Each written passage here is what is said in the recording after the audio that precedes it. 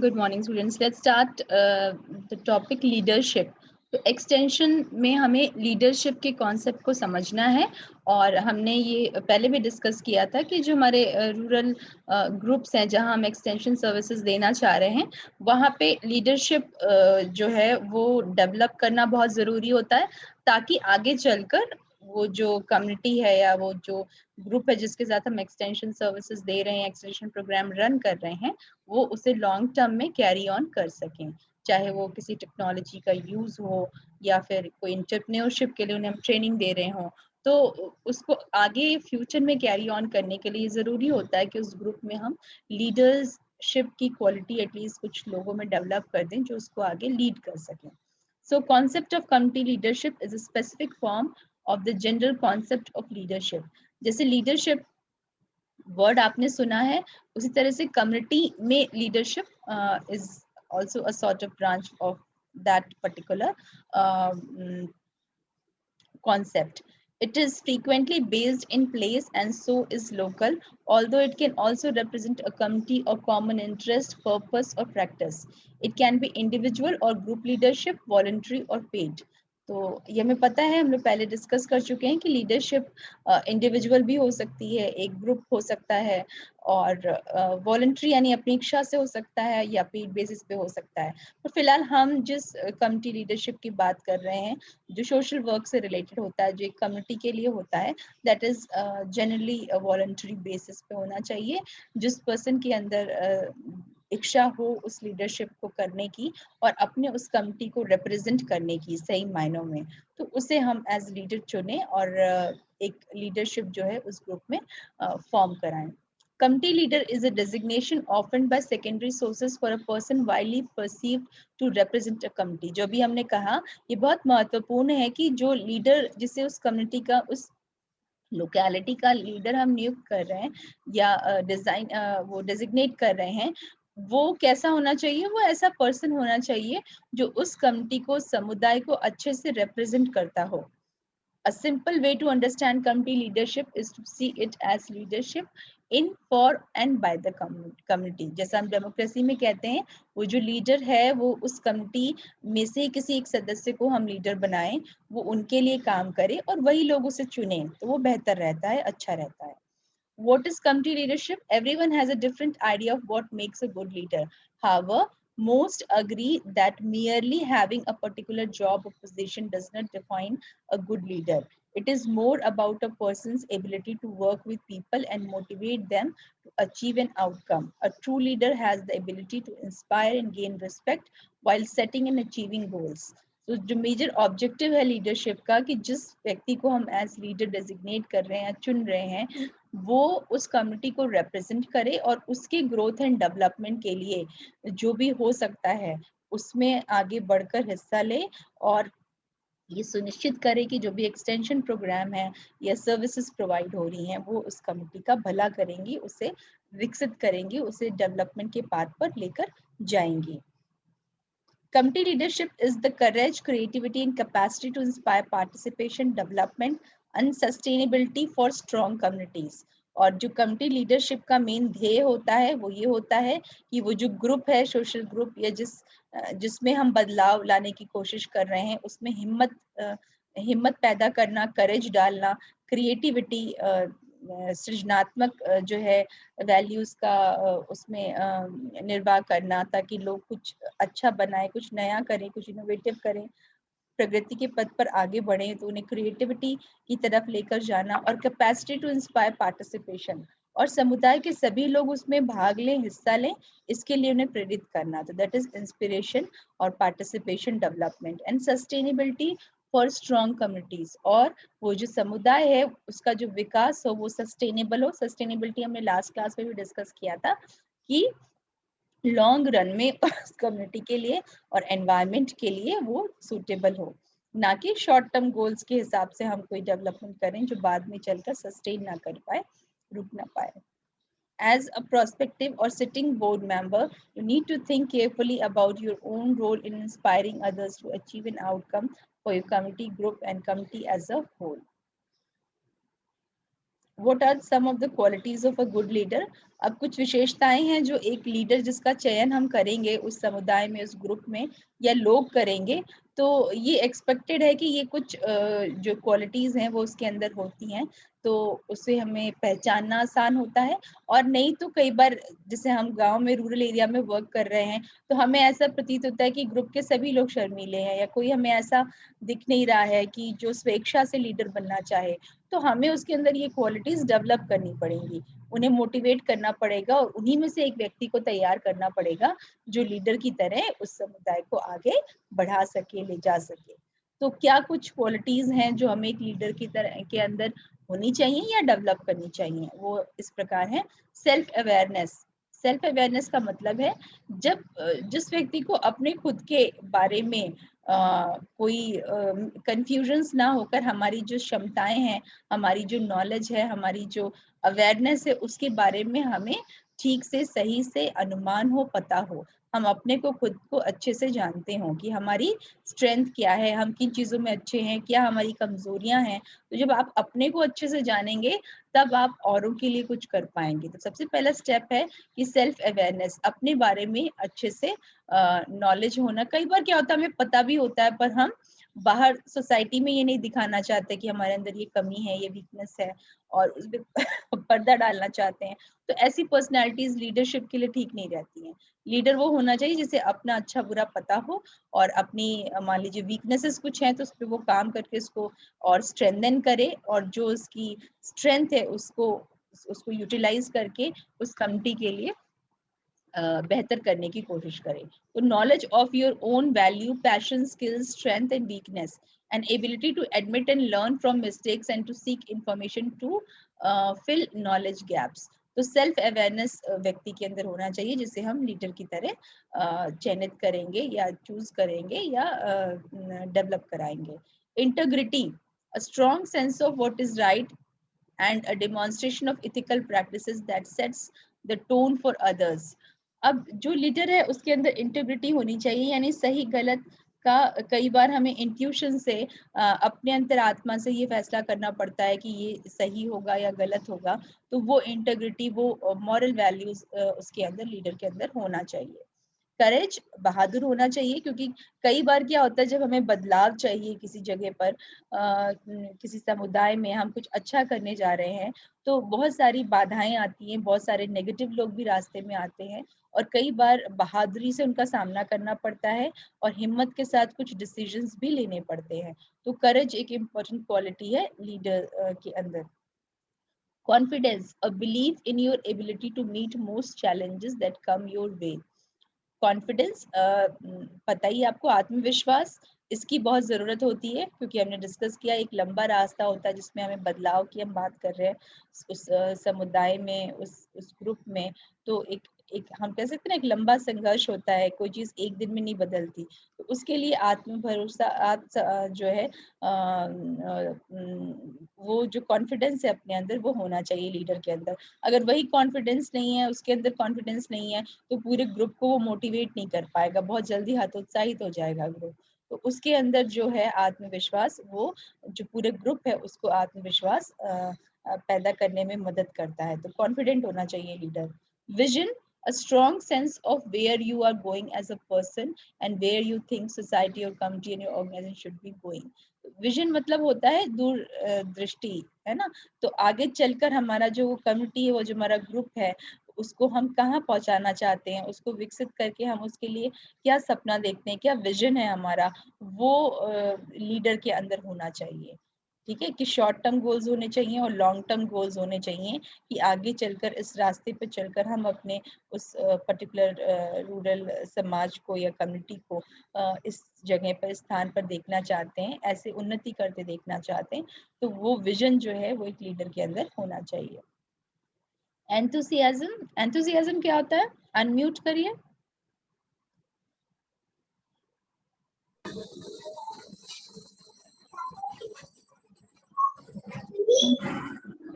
Enthusiasm, enthusiasm जोश होता है, उत्सुकता होती है किसी चीज को करने की, है ना। कुछ लोग बहुत एंथुसियास्टिक होते हैं, एनर्जेटिक होते हैं कि हाँ वी विल डू दिस, कोई नई चीज करने में, और कुछ लोग डर के लिए वो enthusiastic नहीं होते। तो लीडर कैसा होना चाहिए, उसके अंदर खूब सारा एंथुसियाज्म होना चाहिए, जोश होना चाहिए। तो a lively interest in the people, issues and events around you, feeling of excitement about the possibility. तो जनरली जो लोग एनर्जेटिक होते हैं, जोशीले होते हैं, वो अपने आसपास के वातावरण में भी उस जोश को भर देते हैं। तो लीडर एंथुसियास्टिक होना चाहिए। Innovation, innovativeness is the ability to think outside the box, मतलब कुछ नया सोच पाना, है ना। घिसी पिटी या पुरानी जो चीजें हमें पता है, वो ऑलरेडी लिखी हैं, पुराने लोग करते आए हैं, उससे अलग सोच पाना। क्योंकि कई बार जो समस्याएं हैं वो ऐसी होती हैं कि उसका समाधान हमें जो पुराने तरीके हैं या मे बी पहले से लोग आजमाते आए हैं, उससे निकल नहीं रहा होता। तो ऐसी सिचुएशन में क्या होता है, जो व्यक्ति कुछ नया, कुछ अलग सोच पाता है, जो और लोग सोच रहे हैं उससे भिन्न सोच पाता है, तो वही उन समस्याओं के सॉल्यूशंस को खोजने में मदद कर पाता है। तो जो लीडर होना चाहिए उसके अंदर इनोवेटिव थिंकिंग होनी चाहिए, ठीक है, नवीन सोच उसके अंदर वो एबिलिटी होनी चाहिए, वो क्षमता होनी चाहिए कि कुछ नया वो सोच पाए और जो इश्यूज हैं, प्रॉब्लम्स हैं, उनका रास्ता निकाल पाए। विजडम, इंटेलिजेंस हमें पता है, बुद्धि, अगर बुद्धि को हम अनुभव के साथ जोड़ दें, एक्सपीरियंस के साथ जोड़ दें, तो उसे विजडम कहते हैं। तो लीडर के अंदर विजडम भी होना चाहिए। क्यों? क्योंकि मान लीजिए कोई समस्या है, तो इंटेलिजेंस, बुद्धि आपको क्या बताएगी कि हाँ, हम ये रास्ता चुने या ये सोल्यूशन चुने तो सबसे ज्यादा हमें फायदा होगा या ठीक रहेगा। लेकिन उस पर्टिकुलर समुदाय में वो जो आपने सोल्यूशन ढूंढा है वो सक्सेसफुल होगा कि नहीं, ये अनुभव बता पाएगा, आपका इंटेलिजेंस नहीं बता पाएगा, है ना। तो कई बार कई रास्ते होते हैं, कई सोल्यूशंस होते हैं, पर हमारे समुदाय के लिए, हमारे उस ज्योग्राफिकल एरिया के लिए क्या बेहतर है, ये हमें अनुभव सिखाता है। तो जो लीडर है उसके अंदर विजडम होना चाहिए, ना कि सिर्फ intelligence. Adaptability, a willingness to be flexible and to respond quickly and effectively to changing circumstances. Adaptability यानी जो हमारा environment है, पर्यावरण है, उसके अनुसार खुद को बदलने की क्षमता, तो ये एक लीडर के अंदर अच्छी खासी होनी चाहिए, तभी वो सर्वाइव कर पाएगा और जो भी चुनौतियां हैं उनका सामना कर पाएगा। स्ट्रॉन्ग इंटरपर्सनल स्किल्स, ये आपके साथ हम लोग कम्युनिकेशन पेपर में डिस्कस कर चुके हैं। दो तरह की स्किल्स होती है ना, इंटरपर्सनल स्किल्स और इंट्रापर्सनल स्किल्स। इंटरपर्सनल स्किल्स यानी जो दूसरे व्यक्ति हैं उनसे बातचीत करना, उनसे इंटरेक्ट करना, उनके भावनाओं को, उनके इमोशंस को समझना, इसमें कुछ लोग बड़े निपुण होते हैं, अच्छे होते हैं।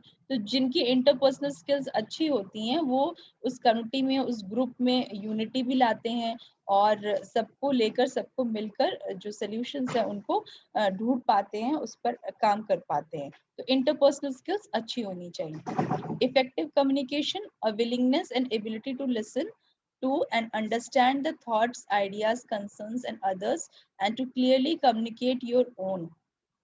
ठीक है, ये एक बहुत इंपॉर्टेंट चीज है, संचार, कम्युनिकेशन, है ना। हमने ये देखा कि जहाँ पे भी एक से ज्यादा व्यक्ति हैं और वो कुछ करना चाहते हैं या आपस में संगठित होना चाहते हैं, तो हमारे कम्युनिकेशन का बड़ा इम्पोर्टेंट रोल रहता है उनको जोड़ने में, उनको साथ लेके चलने में। तो जो भी लीडर है उसकी जो भाषा पे कमांड है, उसका जो कम्युनिकेशन स्किल है, वो अच्छा होना चाहिए। बिलीफ इन अदर्स, जो दूसरे हमारे साथ जुड़े हैं, लोग हैं, उनमें भरोसा होना चाहिए, क्योंकि हम उन पे भरोसा करेंगे तभी वो हम पे भरोसा करेंगे और उस पूरे ग्रुप में आपस में जो है वो एकता की भावना होगी, भरोसे की भावना होगी।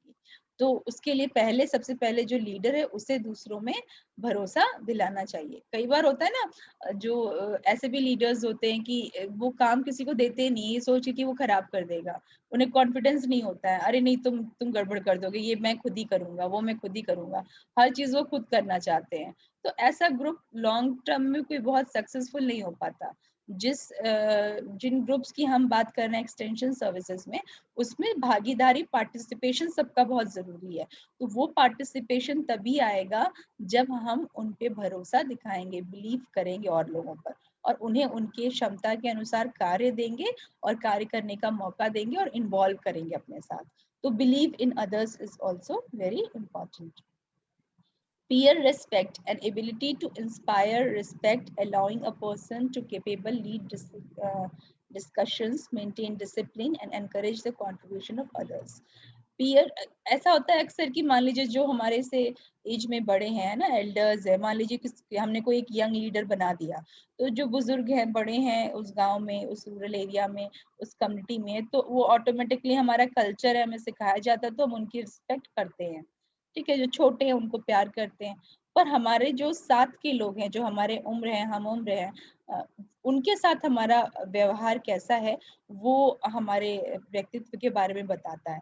तो जो हमारे पीयर है, यानी हमारे इक्विवेलेंट है, हमारे सेम एज ग्रुप के हैं, उनकी बातों को, उनकी व्यूज को, उनकी विचारधारा को भी हमें रिस्पेक्ट करना चाहिए। लीडर ऐसा होना चाहिए, है ना। तो जो लीडर होना चाहिए वो आपके साथ के भी लोग जो बात बता रहे हैं, कहने की कोशिश कर रहे हैं, हो सकता है आप उस विचारधारा से, उस बात से सहमत हो सकता है ना सहमत हो, पर आपको रिस्पेक्टफुली सबको सुनना चाहिए और एनालाइज करना चाहिए। कई बार ऐसा हो सकता है कि हमारे साथ के लोग जो हैं वो बेहतर रास्ता बता दें या कुछ ऐसी बात बता दें जो हमारे काम की हो, तो वो रिस्पेक्ट जरूर होनी चाहिए अपने सेम एज ग्रुप के लोगों के साथ के लिए।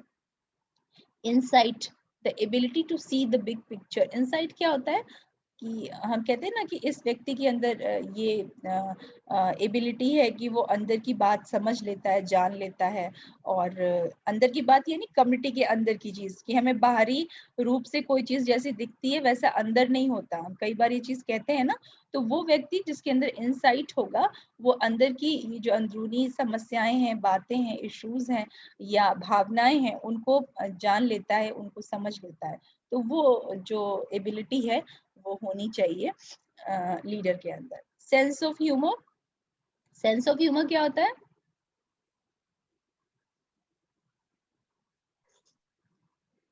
ह्यूमर सुना है सबने? Yes ma'am. Sense of humour, तो हम लोग आपस में बात करते हैं ना, इसका सेंस ऑफ ह्यूमर अच्छा है नहीं है। सेंस ऑफ ह्यूमर यानी हंसी मजाक करने की जो एबिलिटी है, ये भी एक कला होती है ना, हर किसी को नहीं आती। कुछ लोग आते हैं हमारे बीच में तो हंसी मजाक करते हैं, हमें अच्छा लगता है, हमें लाइट लगता है। और कुछ लोग बड़े सीरियस होते हैं तो कभी उस तरह का माहौल लाइट कर नहीं पाते हैं। तो जो लीडर है, क्या होता है कई बार जब हम बदलाव के लिए कार्य करते हैं या जब ग्रुप में हम किसी चीज पर वर्क कर रहे होते हैं, कई बार जो सिचुएशन होती हैं वो बहुत टेंस हो जाती है, बहुत कठिन हो जाती है। तो उस वक्त क्या होता है ना, हमें पता है कि स्ट्रेस कभी भी बहुत फायदा नहीं करता। अगर बहुत ज्यादा बढ़ जाए तो वो जो ग्रुप है उसमें डिस्प्यूट्स हो जाएंगे, लड़ाई हो जाएंगी और प्लस मेंटली हम डिस्टर्ब भी हो जाएंगे। तो कई बार क्या होता है, स्थिति को लाइट करने के लिए, हल्का करने के लिए हंसी मजाक जरूरी होता है। तो लीडर के अंदर थोड़ा सेंस ऑफ ह्यूमर भी होना चाहिए कि अगर ऐसी कोई स्थिति है तो थोड़ा हंसी मजाक कर कर उस माहौल को, उस एनवायरनमेंट को हम थोड़ा सा रिलीव कर देते हैं, हल्का कर देते हैं। तो उसे हम सेंस ऑफ ह्यूमर कहते हैं। Competence, others are unlikely to follow the lead of the person who does not appear to know what he she is. Competence का मतलब है जो भी कार्य है, जो भी हम चीजें कर रहे हैं उसको करने की क्षमता। तो लीडर तो थोड़ा सा कम्पिटेंट होना ही चाहिए कि उसे जो भी चीज वो कर रहा है वो अच्छे से आती हो, कॉन्फिडेंस हो और उसे बढ़िया से वो करे, क्योंकि उसी को देखकर बाकी लोग मोटिवेट होते हैं, क्योंकि वो लीडर है। तो जो भी कार्य है उसमें कॉम्पिटेंसी लीडर के अंदर होनी चाहिए। डेलीगेशन स्किल्स, डेलीगेशन स्किल्स देखिए बड़ी इंपॉर्टेंट है, जो प्राय नहीं होती हैं। डेलीगेशन स्किल्स का मतलब जो भी हमने पहले भी डिस्कस किया था कि मान लीजिए कोई कार्य है वो एक व्यक्ति करेगा तो बहुत समय लगेगा, ठीक है, और वो सेंट्रलाइज्ड हो जाएगा। तो कार्य को डिसेंट्रलाइज करना आना चाहिए, यानी उस बड़े कार्य को छोटे छोटे हिस्सों में बांटकर हम सभी में बांट दें कि आप ये करो, आप ये करो, आप ये करो। तो उसमें सबकी कलेक्टिव रिस्पॉन्सिबिलिटी हो जाती है और कार्य भी जल्दी हो जाता है, और प्लस सबको लगता है कि इसमें हम इन्वॉल्व हैं, ये हमारा ही कार्य है। तो इसीलिए जो लीडर है उसके अंदर डेलीगेशन स्किल्स होनी चाहिए, कार्य को सब में उनकी क्षमता के अनुसार बांटने की एबिलिटी होनी चाहिए। तो ये कुछ हमारे जो है बेसिक वो हो गए, कैरेक्टरिस्टिक्स हो गए जो लीडर के अंदर होनी चाहिए। क्लियर है सबको? Yes ma'am. Yes ma'am. कर लीजिए, कोई इसमें से पूछना है, कोई कैरेक्टरिस्टिक फिर से डिस्कस करना है तो बताइए, नहीं तो फिर आगे बढ़ेंगे। Self-awareness, integrity, courage, confidence, vision, enthusiasm, innovation, wisdom, adaptability, strong interpersonal skill, effective communication, believe in others, peer respect. एडेप्टिविटी बता दीजिए। फिर से बोलो बेटा, क्या कह रहे हो? Wisdom wisdom. Wisdom. Yes ma'am. ठीक है बेटा, विजडम हमने ये डिस्कस किया। इंटेलिजेंस यानी बुद्धि, है ना। विजडम और इंटेलिजेंस में फर्क ये है कि हम कहते हैं ना ये व्यक्ति बुद्धिमान है, तो मान लीजिए जो भी समस्या है, चीजें हैं, तो उसका आंकलन करके उसका सल्यूशन ढूंढना। जो बुद्धिमान रहेगा व्यक्ति वो जल्दी एनालाइज करके पता लगा लेता है स्थितियों को और उसके अकॉर्डिंग सॉल्यूशंस ढूंढ लेता है। तो इंटेलिजेंस तो बुद्धि हो गई, पर लीडर के अंदर हम सिर्फ इंटेलिजेंस नहीं खोजते बल्कि विजडम खोजते हैं। विजडम क्या होता है? बुद्धि के साथ साथ जब हम अनुभव को भी मिला देते हैं, है ना।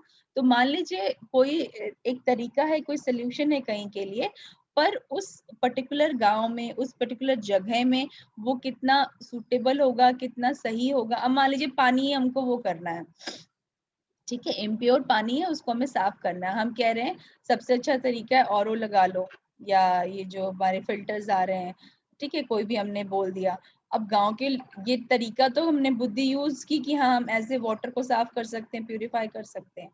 पर अब इसमें विजडम कहाँ है? विजडम क्या बताएगा हमें? विजडम हमें ये बताएगा कि गांव के लोगों के पास 10,000 रुपए कहाँ है कि वो बैठ के आरओ लगवाएंगे। ठीक है, तो ये हमारा अनुभव बताएगा कि इसका सोल्यूशन कैसा होना चाहिए। कुछ इंडिजिनस होना चाहिए, जो गांव की लोकल चीजें हैं उसको प्रयोग में लाकर अगर वो पानी को छान सकते हैं, फिल्टर कर सकते हैं, तो हमको वो मेथड ज्यादा सूटेबल यहाँ के लिए रहेगा। और वहीं अगर सिटी है, वो जो फैमिलीज हैं, मान लीजिए वो इतनी एबल हैं कि वो परचेज कर सकती हैं, तो उनको हम वैसा सोल्यूशन देंगे। तो जो लीडर है उसके अंदर विजडम होना चाहिए, इंटेलिजेंस प्लस अनुभव, एक्सपीरियंस, उसको मिलाकर किसी चीज का सोल्यूशन हमें खोजना चाहिए, उसके लिए काम करना चाहिए, ना कि सिर्फ इंटेलिजेंस। तो that is what is called as wisdom. ठीक है, तो इंटेलिजेंस के साथ साथ हम इंसाइट अपनी लगाते हैं, एम्पैथी लगाते हैं, और वहाँ के लोगों और एनवायरनमेंट के हिसाब से जब कोई डिसीजन लेते हैं, तो that is considered as wisdom. Clear है? Yes ma'am. मैम इनोवेशन बता दीजिए। Innovation, innovation is the ability to think outside the box, मतलब कुछ नया सोच पाना, अलग सोच पाना, है ना। पुराने जो तरीके हैं, मान लीजिए वो तो हमें पता रहते हैं ये है, उसमें से कोई अगर काम नहीं आ रहा, तो आपके अंदर अगर नया सोचने की, बनाने की प्रवृत्ति होगी, तभी आप वो कर पाओगे। ठीक है, जैसे मान लीजिए हम लोग क्लास में भी देखते हैं कि कुछ आपका क्राफ्ट एक्टिविटी है, तो कुछ डिजाइन बहुत पैटर्न है, हम इंटरनेट पे जाएंगे हमें मिल जाएगा, हमारे सीनियर्स ने वही बना रखा होगा, तो बहुत सारे बच्चे उसको कॉपी करते हैं। पर कुछ स्टूडेंट्स ऐसे होते हैं जो अपने से सोचकर कुछ डिफरेंट बनाते हैं, नया बनाते हैं, है ना। तो वो नया बनाने की एबिलिटी जो होती है, वो कुछ लोगों के अंदर ज्यादा होती है, बेहतर होती है। तो लीडर ऐसा होना चाहिए कि जिसके अंदर ये प्रवृत्ति हो इनोवेशन की, नया सोच पाने की, नए तरीके से सोल्यूशन ढूंढ पाने की। यानी जो नॉर्मल हमारे पुराने तरीके हैं, या सिंपल तरीका है सोचने का जो हर कोई सोच रहा है, उससे अलग सोच पाने की जो प्रवृत्ति होती है, उसको हम इनोवेशन एबिलिटी कहते हैं। तो ability to think outside the box, take risk and develop new and effective solutions to old and emerging problems. Clear है? Yes ma'am. ठीक है, और कोई कैरेक्टरिस्टिक जो डिस्कस करना हो?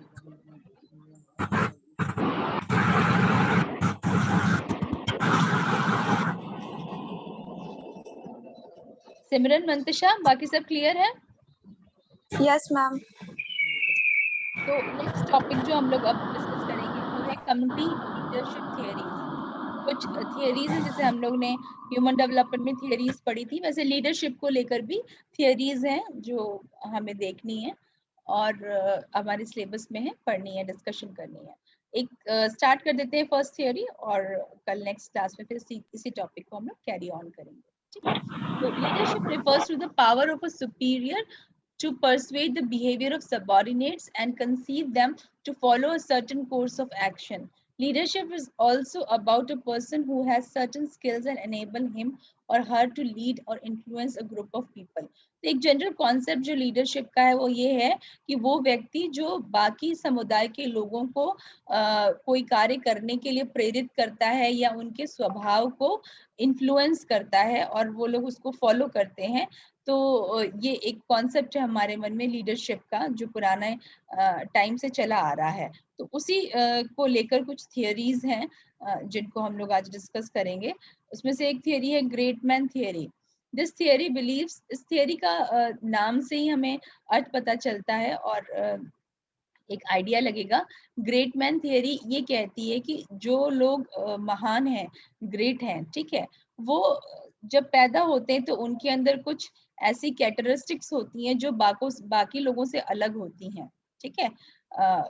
तो वो पैदा होने से ही इनहेरिटली उनको जो है कुछ ऐसे एबिलिटीज मिलती हैं, कुछ क्वालिटीज उनके अंदर होती हैं जो उन्हें आगे चल के अच्छा लीडर बनाती हैं। So this theory believes that the leader is not the same as the average human beings in terms of the determination, aptitude and ambition. तो इस थियरी का मानना है कि जो इच्छा शक्ति होती है, डिटर्मिनेशन है, एप्टीट्यूड है, या किसी चीज को पाने की जो लगन होती है, एम्बिशन होता है, वो इन लोगों में कॉमन लोगों से ज्यादा होता है, बढ़ा हुआ होता है, और वो बाय बर्थ ही होता है। It also believes that human beings are born with heretical traits. लोग जब पैदा होते हैं, जिन्हें हम लीडर कहते हैं, तो पैदा होने से ही उनको हेरिडिटिकली कुछ ऐसी क्वालिटीज मिली होती हैं जो आगे चलकर उनको लीडर बनाती हैं। तो जो फेमस सेइंग है इस थियरी की, ये थियरी ये अज्यूम करती है कि good leaders are born not made. तो इनकी ये मान्यता है कि जो अच्छे लीडर्स होते हैं वो पैदा होते हैं, ना कि बनाए जाते हैं, ठीक है। यानी बाय बर्थ वो उनके अंदर क्वालिटीज होती हैं जो उन्हें आगे चल के लीडर बनाती हैं। The great man theory name was used back then. Leadership was considered primarily a male quality. इसका नाम खैर लीडर तो हम ये चीज डिस्कस कर सकते हैं, मेन भी होते हैं और फीमेल्स भी हैं, लेकिन यहाँ पे मैन क्यों लिखा है, तो ये बहुत पुरानी थियरी है। जब लीडरशिप जो है वो एक मेल क्वालिटी समझी जाती थी, और जनरली हम लीडरशिप आर्मी और वॉरफेयर्स में देखते थे, तो तब ये कॉन्सेप्ट बना था, इसीलिए इसका नाम ग्रेट मैन थियरी था कि जो लीडर्स हैं वो मैन ही हैं, और वो बाय बर्थ होते हैं, ना कि उन्हें हम आगे चलकर उनके अंदर लीडरशिप क्वालिटीज डेवलप कर सकते हैं, बल्कि वो पैदाइशी लीडर होते हैं। The theory was given fame by a Scottish author called Thomas Carlyle during the 1840s. He assumed that heroes used their divine intervention or personal attributes to shape the past. और ये जो व्यक्ति थे, इनका ये कहना था कि अगर हम इतिहास की बात करें, हिस्ट्री की बात करें, तो जो दुनिया की हिस्ट्री है वो क्या है? It is basically bibliography of a great man. Bibliography क्या होती है? बिब्लियोग्राफी मैम क्या होती है? किसी के जीवन परिचय, हाँ, मतलब कि किसी के, ऑटोबायोग्राफी होती है जब हम अपनी जीवनी खुद लिखते हैं, ठीक है, हाँ, और और किसी बियोग्राफी जब कोई और व्यक्ति हमारे बारे में लिखता है। तो इनका ये कहना है, इतिहास में हम जब पढ़ते हैं तो बेसिकली इतिहास क्या है? आप लोग बताइए, हिस्ट्री में क्या पढ़ा? हिस्ट्री में आपको जब इतिहास पढ़ाया गया था क्लासेस में, तो उसमें क्या पढ़ा? मैम अकबर की मैम डिटेल्स थी और हिस्ट्री थी मैम, मतलब जितना हिस्टोरिकल था सब पढ़ा हम लोग ने। ठीक है, तो देखिए इस लाइन में ये क्या कह रहे हैं, the history of the world is but the bibliography of a great man. इनका ये कहना है इस थ्योरी का कि इतिहास है क्या? जो ग्रेट मैन हुए हैं, यानी बड़े लीडर्स हुए हैं, उनकी बिब्लियोग्राफी ही हिस्ट्री है। यानी इतिहास में हम अकबर, बीरबल या महाराणा प्रताप, जिनके बारे में भी पढ़ते हैं, उन्होंने अपने जीवन में क्या बड़े कार्य किए, क्या जीता, क्या हारा, ऑल दैट वी डिस्कस। तो इनका ये कहना है कि हिस्ट्री कुछ है ही नहीं, बल्कि जो ग्रेट मैन है, ग्रेट लीडर्स हैं, उनकी बिब्लियोग्राफी है, उनकी जीवनी है। तो shows that he believed in leaders are born and not made. और ये मान्यता है कि ऐसे जो लोग हैं, इनके गुण हमें बचपन से दिखना शुरू हो जाते हैं, जो आगे चलकर लीडर्स बनते हैं। हम ये नहीं कह रहे ये सही है या गलत, सिर्फ इस थियरी को भी हम डिस्कस करें कि ये थियरी क्या कहती है। A lot of the trades refers to as being important to the successful leader as typical male traits, which is something that some theorists could argue about. In a current research, there is a large shift in such a frame of mind. This theory basically was made during the past decade when gender inequalities were not paid much of the attention and great leaders were only men. जैसा कि हमने discuss किया, जब gender inequality बहुत ज़्यादा थी तब की ये बड़ी पुरानी थियरी है, इसीलिए इसमें ग्रेट मेन जो है उस नाम से है, जबकि आज के परिप्रेक्ष्य में हम देखते हैं कि लीडरशिप ऐसी क्वालिटी कि आदमी औरत दोनों के अंदर होती है और जेंडर वो डिसाइड नहीं करता कि लीडरशिप क्वालिटी है या नहीं। तो this was great man theory. कल अब हम लोग ट्रेड थियरी डिस्कस करेंगे। Trade theory great man theory की तरह ही है, आगे चलकर इसी थियरी को, क्योंकि ये हमें बड़ा जेंडर बायस थियरी दिखता था नाम से, इसका नाम चेंज करके ट्रेड थियरी किया गया। जो ये कहता था कि जो लोग पैदा होते हैं लीडरशिप क्वालिटीज के साथ, उनके अंदर कुछ ट्रेट, कुछ क्वालिटीज बाय बर्थ होती हैं और उन्हें हम आगे चलकर डेवलप नहीं कर सकते, बल्कि बाय बर्थ वो उन ट्रेट्स के साथ पैदा होते हैं और आगे चलकर बड़े लीडर्स बनते हैं। तो this is what is trade theory, will be discussing that tomorrow in detail. Okay.